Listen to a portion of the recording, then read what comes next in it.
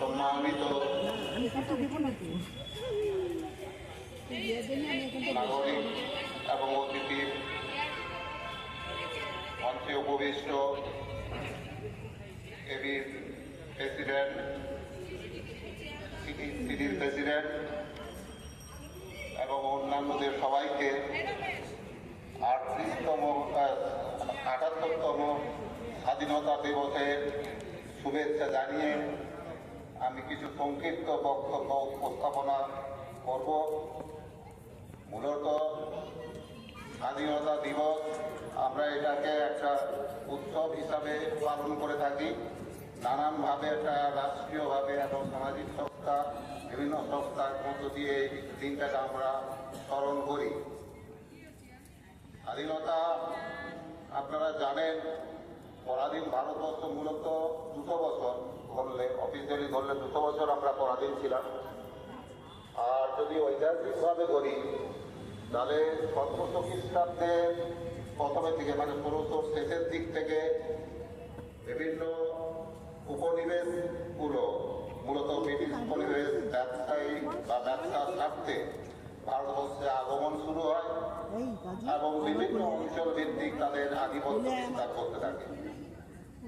ঐতিহাসিকভাবে বিশ্লেষণ করলে প্রথমত ইস্ট ইন্ডিয়া কোম্পানি, যেটাকে আমরা বলি পলাশির যে যুদ্ধ, তার আগের থেকেই ব্রিটিশদের আগমন ছিল। তারা বিভিন্নভাবে নবাবের সঙ্গে চুক্তি করে, ব্যবসায়িক চুক্তি করে তারা ব্যবসা করত এবং সমাজ জীবনে নিয়ন্ত্রণ করার চেষ্টা করত।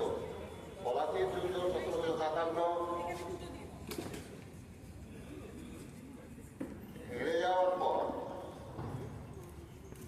সিরাজউদ্দৌলা হারার পরে ইস্ট ইন্ডিয়া কোম্পানি শাসন ব্যবস্থা চালু হয় এবং পরে 1858 সালে, মানে 100 বছর পরে, ব্রিটিশ রানী এই শাসন ব্যবস্থা করে। এই জন্য পরবর্তী 100 বছরকে ব্রিটিশ শাসন বলা হয়, কিন্তু প্রথমে যে ইস্ট ইন্ডিয়া কোম্পানির শাসন সব কিছু ধরলে 200 বছরের পরাধীন ছিল। আমরা স্বাধীনতা যে প্রক্রিয়াটা, আজকে একটা বিশেষ টপিক আছে যে স্বাধীনতা শুধু হচ্ছে সেলিব্রেশন না, তার সঙ্গে আমাদের দায়িত্ব, কর্তব্য এবং খানিকটা পর্যালোচনা করা, আত্মসমালোচনা করা। এই ভারতবর্ষের স্বাধীনতা এবং আমরা 78 বছর যে পথ হেঁটেছি, সেই হাঁটার মধ্য দিয়ে আমরা কতটা অর্জন করতে পেরেছি, কতটা পারিনি, এবং তার ফলশ্রুতিতে আগামীর প্রজন্ম বা আগামী আমাদের দিক নির্দেশিকা, দিক পথ কি হবে, সেটাও আমাদের নানা আলোচনার মধ্য দিয়ে তুলে আনতে লাগবে। আপনারা জানেন, যে কোনো জিনিস যখন আমরা প্রস্তুত করি তার প্রস্তুতির, যেমন একটা শিশু জন্ম নেয়, শিশু জন্ম থেকে আমরা জন্ম লগ্নটাকে দেখি, বাপ বলি শিশু বাপ জন্মগ্রহণ করেছে, কিন্তু শিশু জন্মের 10 মাস পরে মাতৃগর্ভে তার বিকাশ হয়, বিকশিত হয়। বিকশিত হওয়ার মধ্য দিয়ে যে শিশুটি জন্ম হবে, সে শিশুটি সুস্থ, শারীরিকভাবে সুস্থ হবে কি হবে না, তাকে মাতৃ পর্যালোচনার মধ্যে, মাতৃ কেয়ারের মধ্য দিয়ে এটাকে আমরা অবজার্ভ করতে লাগে। তাই ভারতবর্ষের স্বাধীনতা, সেটা অর্জিত, কতটা যেমন আমি স্বাধীনতা দেওয়া হয়েছে, এই কথাটার মধ্যে এক ধরনের মানে আছে। স্বাধীনতা অর্জন করেছি, এটার মধ্য দিয়ে আরেকটা মানে আছে। কথাটা শুধু বাংলাগতভাবে ধরলে এর তাৎপর্য বোঝা যায় না, কিন্তু অর্থগতভাবে যদি আমি ধরি তাহলে দুটোর মধ্যে গুণগত পার্থক্য, অনেকটাই পার্থক্য আছে। তাই স্বাধীনতা অর্জনের জন্য যে আমরা লড়াইটা করেছি, যে লড়াইটাকে 200 বছরের লড়াই ভেবে নিতে পারি। যেমন 1857 সিপাহী বিদ্রোহ, 100 বছর 1857 যে সিপাহী বিদ্রোহ হয়েছিল, এটাকে বলা হয় প্রথম জাতীয়তাবাদের উন্মেষ। ব্রিটিশদের বিরুদ্ধে পরাধীন ভারতবর্ষের বিরুদ্ধে যে প্রথম জাতীয়তাবাদের উন্মেষ ঘটে, সংগঠিত উন্মেষ, এটাকে সিপাহী বিদ্রোহ দ্বারা চিহ্নিত করা হয়। তারপরে আপনারা জানেন 1885 সালে আমাদের তখন যে জাতীয় কংগ্রেস, যে জাতীয় কংগ্রেস পরবর্তীকালে কংগ্রেস আর ওই স্বাধীনতার পূর্বের যে কংগ্রেস, সেটা ছিল প্ল্যাটফর্ম। সেখানে সমস্ত ভারতবর্ষের স্বাধীনতাকামী মানুষদের একটা যুক্ত প্ল্যাটফর্ম। সেখানে বিভিন্ন মতামতের ভিত্তিতে ভারতবর্ষের স্বাধীনতা অর্জনের জন্য কি গতিপথ নির্ধারিত হবে, এই নির্ধারণ এবং প্রক্রিয়া একটি প্ল্যাটফর্ম হিসাবে 1885 খ্রিস্টাব্দে আমরা জাতীয় কংগ্রেসের বা কংগ্রেস যেটাকে বলি উৎপত্তি হয় বা সংগঠিত হয়। আপনারা, আমি খুব ডিটেলস যাব না, 200 বছরের ইতিহাস সেখানে 20 মিনিটে বলা খুবই কষ্টকর। এবং এই 200 বছরের শুধু স্বাধীনতার আন্দোলন নয়, এখানে বহু হাজার হাজার মানুষের যাদের ইতিহাসে পর্যন্ত লিপিবদ্ধ নাই, এইরকম বহু মানুষের আত্মত্যাগের মধ্য দিয়ে আমরা এই স্বাধীনতা পেয়েছি বলবো না, অর্জন করেছি। সেই অর্জনটা কতটা কিভাবে করেছি একটু এই সংক্ষিপ্ত সময়ের মধ্যে বলা দরকার, এবং আগামী প্রজন্মকেও এই জিনিসটা আসা দরকার বলে আমি বলবো। তাহলে এই যে অর্জনটা করলাম, আপনারা জানেন ভারতবর্ষ স্বাধীনতা আন্দোলনের মধ্য দিয়ে মূলত দুটি ধারা ছিল। একটি ধারা ছিল তারা খানিকটা ব্রিটিশ শাসনকে কাছ থেকে কিছু সুবিধা, কিছু আদায়, এবং তারা তখনও ভাবতে পারেনি যে ওই ব্রিটিশ তখন 139টা দেশে কে পরাজিত করে তাদের অবনবের সাম্রাজ্যবাদ ছিল। তখনও মানুষ বিশ্বাস করতে পারত না যে ভারতবর্ষ বা স্বাধীনতা একদিন অর্জিত হবে। হ্যাঁ, এই কথা তখনকার আমি পুরনো লোকজনদের মুখে শুনতাম যে সূর্য যতদিন থাকবে ব্রিটিশ সাম্রাজ্যবাদ, ব্রিটিশ শাসন ততদিন থাকবে, এরকম একটা বদ্ধমূল ধারণা ছিল। এই ধারণাকে ভেঙে ভারতবর্ষ যে স্বাধীনতার পথে যেতে পারে, এই আত্মবিশ্বাসটা একদিনে অর্জিত হয়নি। 200 বছরের বহু আত্মত্যাগের মধ্য দিয়ে এই কনফিডেন্স বা আত্মবিশ্বাসের উদ্ভব হয়। তার মধ্যে আমি বলবো এই যে দুটো ধারা ছিল, একটা আপোষমুখী ধারা, কিছু সুবিধা আদায় করা, কিছু ক্ষমতা পাওয়া, এইটা ছিল পূর্ণ স্বাধীনতার এই চিন্তা তখনও মানুষের মধ্যে তখনও আসতে পারেনি। প্রথম আরেকটি ধারা ছিল খুব সচ্ছল ধারা, যার নেতৃত্বে ছিলেন নেতাজি সুভাষচন্দ্র বসু, একটি বিপ্লবী ধারা, সশস্ত্র ধারা।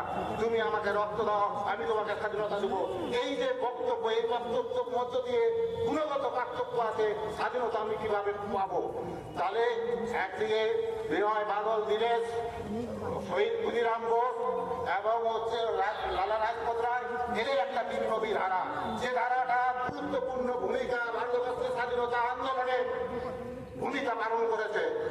আবার আরেকটি ধারা, এখানে আমি কোন ধারা কত কি এইটার কোনো পর্যালোচনা কম বেশি বলার জন্য এখানে আমি উপস্থাপনা করতে চাই না। আরেকটি ধারা যেটা ছিল নেতাজি গান্ধীজির নেতৃত্বের একটি ধারা, সেখানে সত্যাগ্রহ, গ্রামীণ অর্থনীতি, নানান ধরনের চিন্তার একটা সংমিশ্রণ ঘটেছিল। তার ভিত্তিতে একটা গতিপথ, এই দুটো গতিপথের মূলত সন্ধান ছিল। তাই নেতাজি সুভাষ দুবার কংগ্রেসের সভাপতি হওয়া সত্ত্বেও, নির্বাচিত সভাপতি হওয়া সত্ত্বেও তিনি তার মেয়াদ সম্পূর্ণ করতে পারেননি এবং তিনি পদত্যাগ করেন। আপনারা পরবর্তী ইতিহাস জানেন, তিনি বিশ্বাস করতেন যে ব্রিটিশরা অনুনয় বিনয় এবং আবেদন করে ব্রিটিশ থেকে এই দেশ থেকে তাড়ানো যাবে না। এই ব্রিটিশদেরকে ভয় এবং সন্ত্রাস এবং সশস্ত্র আন্দোলনের মধ্য দিয়ে এই ব্রিটিশের কাছ থেকে ক্ষমতা হস্তান্তর করতে লাগবে।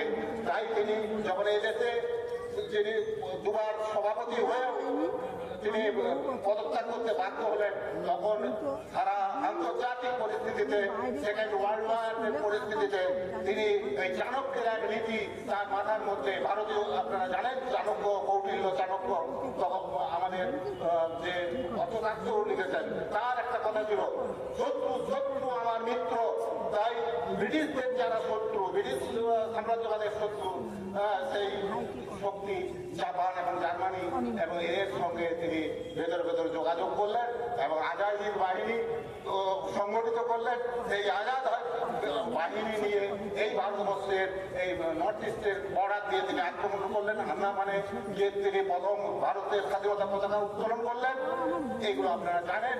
এটা আমরা ইতিহাসে তাকে কতটা গুরুত্ব দিয়েছি কি দিইনি, তাকে অফিসিয়ালি কতটা গুরুত্ব দিয়েছি কি দিইনি, এটা কিছু যায় আসে না। এই যে তার প্রক্রিয়া, তার যে আক্রমণ, তার যে সংগঠিত আক্রমণ, এটা ব্রিটিশ শক্তিকে ভয়ে বুকে কাঁপন ধরে দিয়ে দিতে। এটা একটা উক্তি আমি বোঝাতে চাই। যখন লেবার পার্টি ছিল, যখন আমরা স্বাধীনতা পাই, লেবার পার্টির হলো এটলি ছিল তখন প্রধানমন্ত্রী। তো সাংবাদিকরা, ব্রিটিশ সাংবাদিকরা জিজ্ঞেস করছে যে গান্ধীজির ভারত ছাড়ো আন্দোলন, কুইট ইন্ডিয়া মুভমেন্ট, এ তো সীমিত হয়ে গেছে, এটা তো ডাইলগ হয়ে গেছে, এখন তো স্বাধীনতা যাওয়ার কোনো প্রয়োজন ছিল না। আর ওইদিকে তো নেতাজি তো নেই, নেতাজি তো জানেন আপনারা প্লেন ক্র্যাশে, আপনারা জানেন প্লেন ক্র্যাশে তিনি মারা গেছেন। এরকম একটা পরিস্থিতিতে আপনি কেন স্বাধীনতা দিয়ে দিলেন? তখন তিনি ওই শেক্সপিয়ারের একটা উপন্যাস থেকে বললেন, করে বললেন Ghost of Netaji is more dangerous than the existence of the Netaji. কথাটা তাৎপর্য হলো আজকে নেতাজি নেই আমাদের এই আসরে, কিন্তু তার অনুপস্থিতি ভারতবর্ষ, সারা ভারতবর্ষের প্রান্তে প্রান্তে মানুষকে জাগরিত করবে এবং তাকে দিয়ে মানুষ সম্মিলিত করবে, এবং যে যার মধ্য দিয়ে যে স্বাধীনতা আসবে, সেই স্বাধীনতার মধ্যে কোনো কম্প্রোমাইজ থাকবে না। সেই স্বাধীনতার মধ্যে একটা অন্য গতিপথ চলে আসবে, যেটা পরবর্তীকালে ব্রিটিশ ইম্পেরিয়ালিজম, সাম্রাজ্যবাদ শুধু যুদ্ধ করে না, সাম্রাজ্যবাদ দেশীয় মার্কেট থেকে কি করে ধান, টাকা, অর্থকে নিয়ে যেতে লাগবে নিজের থেকে, এটাকে বলে সাম্রাজ্যবাদ। তাহলে এই সাম্রাজ্যবাদী যে প্রক্রিয়া, যার মধ্য দিয়ে ওয়েস্টার্ন কান্ট্রিগুলো তখন এক্সিস্টেন্স করছে, এই পথে বন্ধ হয়ে যাবে। হ্যাঁ, এটা তারা ব্রিটিশ যারা চিন্তাবিদ তারা এটা বুঝেছিল। তাই আপনারা যদি ইতিহাস ঘাটেন দেখবেন তখন হচ্ছে যখন ওই আজাদ হিন্দ ফৌজকে ধরেছে, হেরে গেছে, এবং তাদের যখন বিচার হচ্ছে, এবং সেই বিচারের সময় তখন তিনি ওই পুরো বোম্বে বিভিন্ন জায়গায় যারা শ্রমিকরা তারা আইনের পক্ষে স্ট্রাইক করছে, এরকম একটা পরিস্থিতির মধ্যে দিয়ে আমরা স্বাধীনতা পেলাম। তাহলে যে শিশুটি জন্ম হবে, সেই শিশুটি সুস্থ সবল হবে কি হবে না, সেটা অন্তর্নিহিত থাকে মামার 10 মাস ধরে গর্ভে যখন শিশুটি ছিল তখন কি পরিচর্যা মাকে করা হয়েছে তার উপর নির্ভর করে। তাহলে ভারতবর্ষের যে স্বাধীনতা অর্জিত হবে, যে শিশু স্বাধীন ভারত হবে, সে নারী স্বাধীনতা, মুক্তি বা নারী সমতা, যেটাকে জেন্ডার ইকুয়ালিটি দেবে কি দেবে না, এখানে জাত পাতের পার্থক্য থাকবে কি থাকবে না, অধিকারতা থাকবে কি থাকবে না, এই যে মানসিকতা আজকে আমরা যে চিন্তাগুলো দিয়ে জর্জরিত, আজকে আমরা রাষ্ট্র চালাতে গেলে ধর্মের সংমিশ্রণ করছি, ধর্ম উন্মাদনকে কাজে লাগাতে চাইছি। অথচ কি বলে আজকে দিনে একটা আধুনিক রাষ্ট্র চালাতে গেলে বৈজ্ঞানিক চিন্তাগুলোর মধ্য দিয়ে যে অগ্রগণ্য চিন্তাগুলো সমাজে এসছে, তাকে হাতিয়ার করে রাষ্ট্রকে পরিচালিত করতে লাগবে। আপনারা জাস্ট, আমি এটা কোনো পলিটিক্যাল উদ্দেশ্যও বলছি না, কিছু না, জাস্ট চোখের সামনে যে এক্সাম্পল আপনারা জানেন, গতকাল একটা ইভেন্টের মধ্য দিয়ে সারা ভারতবর্ষ তথা পশ্চিমবাংলায় যে প্রতিবাদ বা আন্দোলিত হলো, এটা এখানে নারীদের মধ্যরাত্রের স্বাধীনতা যেটাকে বলা হচ্ছে বা যাই হোক, মানে একজন পুরুষ সে মধ্যরাত্রে যেতে পারবে, নারী যেতে পারবে না। এটা তো শুধু রাষ্ট্র না, এটা তো সমাজের মানসিকতার মধ্যেও এই জিনিসটা বপন হয়নি। তাহলে ভারতবর্ষের স্বাধীনতা শুধু আমি একটা শ্রেণীর মানুষের কাছ থেকে, বিদেশি শক্তির কাছ থেকে ক্ষমতাটাকে নিয়ে নিলাম, এটাই স্বাধীনতা না। স্বাধীনতার মধ্য দিয়ে, প্রক্রিয়ার মধ্য দিয়ে এই যে নবজাগরণের প্রক্রিয়া, নারী স্বাধীনতা প্রক্রিয়া, ইকুয়ালিটি, কার জাত জাতি নির্বিশেষে তার মতবাদ, তার মত প্রকাশ করতে পারবে, এবং তার স্বকীয়তা দিয়ে তাকে বিকাশের যে প্রক্রিয়া, বিভিন্নতার মধ্যে যে সামঞ্জস্য, বিভিন্নতার মধ্য দিয়ে যে ঐক্য, এখানে আমরা যতগুলো লোক বসে আছি, আমরা কেউ কিন্তু একই রকম না, বিচারেও একই রকম না, মানসিকতার দিক থেকেও একটু না, এখানে আমাদের পার্থক্য আছে। কিন্তু প্রত্যেকটি মানুষের মধ্যে সে যত ছোট হোক, যত ক্ষুদ্র হোক, তার মধ্যে পোটেনশিয়ালিটি আছে, তার মধ্যে উদ্ভাবনী ক্ষমতা আছে, তার মধ্যে তাই এই যে স্বকীয়তা, প্রত্যেকটি জাতি সম্প্রদায়ের স্বকীয়তাকে কাজে রেখে আমাদের ডেভেলপমেন্ট, আমাদের অগ্রগতির কথা ভাবতে লাগবে। এখানে ধর্মীয় ভাবাবে কোনো একটি সম্প্রদায়ের ধর্মীয় ভাবাবে, আমি এটা বলবো, ধর্ম যে যার থাকবে, ধর্ম নিয়ে মানুষের একটা বিশ্বাস, এটা একটা দীর্ঘ ঐতিহাসিক প্রক্রিয়া। ধর্ম রিলিজিয়াসের উদ্ভব হয়েছে, আমি এটা নিয়ে এখন কোনো বৈজ্ঞানিক বিশ্লেষণে যাব না। তাহলে প্রত্যেকটি মানুষের মধ্যে যে সক্রিয়তা আছে, প্রত্যেকটি সম্প্রদায়ের মধ্যে যে পটেন্সিয়ালিটি আছে, তাকে কাজে লেগিয়ে দেশকে অগ্রগতির পথে নিয়ে যেতে লাগবে। এখানে কোনো সম্প্রদায়, কোনো গোষ্ঠী, সে মেজরিটি বলে তার সম্প্রদায়, তার চিন্তা, তাহলে তার দ্বারা রাষ্ট্র পরিচালিত হবে, এই ধারণা যদি থাকে, তাহলে আমরা বিবিধের মাঝে যখন মিলনে মহান এই যে কবিগুরুর পথ থেকে, এই চিন্তার থেকে আমরা বঞ্চিত হব। তাই আজকের দিনে আমরা যেটা বলতে চাই, এইটা তারপর 200 বছর আগে যে আন্দোলনটা শুরু করেছিলেন, হ্যাঁ, বাল্য বিবাহ, বিধবা বিবাহ, নারী শিক্ষা, এবং তার মধ্য দিয়ে বাংলার যে নবজাগরণ উল্লেখ ঘটেছিল, এই নবজাগরণ স্বাধীনতার যে আন্দোলনের প্রক্রিয়া, যেটার মধ্যে সামাজিক, শুধু অর্থনৈতিক না, শাসন ক্ষমতা নিরাপত্তা না, যে সামাজিক প্রক্রিয়ার মধ্য দিয়ে এই জিনিসগুলোকে উৎখাত করে একটা ব্যাপক জাতীয়তা, আমি ভারতীয়, এই আইডেন্টিটির ভিত্তিতে যে স্বাধীনতা, আমি ভারতীয়, আমি বাঙালি কি আমি হিন্দুস্তানি, আমি বিহারি, আমি মুসলিম কি আমি হিন্দু, এর ভিত্তিতে যে এই মানসিক এইটাকে উৎখাত করে যে জাতীয়তাবোধের জন্ম দিয়ে স্বাধীনতাটা পাওয়ার কথা ছিল, সেটা যে কোনো ভাবে হোক, ঐতিহাসিকভাবে হোক, কারণ আমরা তো এই যে বললাম যে প্রক্রিয়া হচ্ছে এই একটা স্কিল ইয়েতে যান, যারা এখানে সায়েন্সের উড়িয়ে আছেন, তাহলে এখানে স্টিল উৎপাদন, সেটা ফ্যাকচার থাকবে কি থাকবে, সেই উৎপাদন প্রক্রিয়ার উপর নির্ভর করে স্টিল ইন্ডাস্ট্রিতে। তাই স্বাধীনতা করে স্বাধীন ভারতের যে জন্ম হয়েছে, তার প্রক্রিয়াগত কি থাকলে যে নব শিশুটি, স্বাধীন ভারতবর্ষের যে শিশুটি জন্ম হলো, স্বাধীনতা বলে নবভারত, স্বাধীন ভারত বলে যে শিশুটি জন্ম হলো, তা এইটার ভিত্তিতে তার পরবর্তীকালে আমাদের কি কি নেওয়া উচিত ছিল রাষ্ট্র নেতাদের, বা সেটা আমাদের করে এই যে আজকের দিনে যেটা একটা আধুনিক জীবনের যে প্রতিবন্ধকতার দিকগুলো, এই প্রতিবন্ধকতার দিকগুলোকে মুক্ত করে একটা ভারতবর্ষকে আমরা অগ্রগতির পথে নিয়ে যেতে পারবো। আজকে এই স্বাধীনতা দিবসে আমাদের এইগুলো পর্যালোচনা করার প্রয়োজনীয়তা আছে বলে আমি মনে করি। এই বলে আমি সবাইকে আবার শুভেচ্ছা জানাই, এবং যারা আমাদের স্বাধীনতা আন্দোলনে যে কে বড় ছোট বলে নয়, হাজার হাজার যে শহীদরা জীবন দান করেছে, তাদের সবাইকে নমস্কার জানিয়ে আমি আমার বক্তব্য শেষ করব।